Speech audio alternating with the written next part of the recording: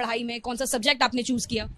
Subject मैंने अपना background मैंने अपना ग्रेजुएशन हिस्ट्री से किया था, तो मैंने हिस्ट्री एज एन ऑप्शनल लिया था।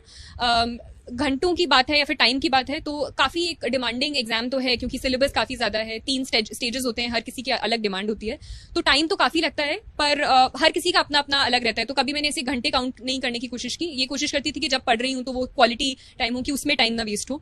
तो एक स्ट्रैटेजी बनाना आई थिंक अपने अपने अकॉर्डिंग बहुत इंपॉर्टेंट होता है, जहाँ आप अपने लिए टारगेट सेट करो, एक लिमिट करो मटीरियल को, तो आई थिंक वही हेल्प किया मुझे। आप किस तरीके से टारगेट सेट करती थी? क्योंकि हम जानते हैं कि जो लोग इंटरव्यू देख रहे हैं उसमें से कई सारे एस्पायरेंट्स भी हैं, अनफॉर्चुनेटली उसमें वो भी कई सारे लोग हैं जिन्होंने इस बार एग्जाम दिया था, लाखों लोग हैं जो एग्जाम देते हैं, क्लियर नहीं कर पाए थे। तो क्या कुछ वो टिप्स हैं, क्या कुछ वो स्ट्रैटेजीज हैं जो आपके लिए फेवर में काम करी?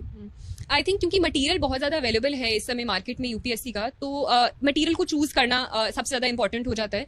तो apart from the basic books जो कि ऑलरेडी लोगों को पता होती है कि इस सब्जेक्ट में, उसके अलावा मैं सिर्फ अपने नोट्स पर ज़्यादा फोकस करती थी रादर देन कोई बहुत स्पेसिफिक मटेरियल। तो करंट अफेयर्स की भी मैं न्यूज़पेपर पे बेस्ड सब्जेक्ट जो आपका वो है सिलेबस है, तो सिलेबस के अकॉर्डिंग जो कीवर्ड्स हैं उसके अंडर में अपने नोट्स बनाती रहती थी और उसको ऐड ऑन करती रहती थी ऑन अ डेली बेसिस अपने। तो वो आई थिंक मेरे को आंसर राइटिंग में काफी हेल्प किया in terms of providing an edge in terms of a better answer. तो आई थिंक ऑप्शनल में भी, जो कि मेरा हिस्ट्री था और करंट अफेयर्स में, I use my own notes which I think help. Shruti, आपका कौन सा अटेम्प्ट था? ये मेरा सेकंड अटेम्प्ट था। पहले अटेम्प्ट में आप कहाँ तक पहुंचे थे और वो कौन सी गलतियां थी इस बार आपने गौर किया और इस बार वो गलतियां दोबारा नहीं होने दी? पहले अटेम्प्ट में आई थिंक सबसे बड़ी जो मेरी गलती थी वो फॉर्म फिलिंग में कहीं रह गई थी। एक अनफोर्स एरर की वजह से मेरा जो मीडियम था मीन्स एग्जामिनेशन का, वो इंग्लिश से हिंदी हो गया था।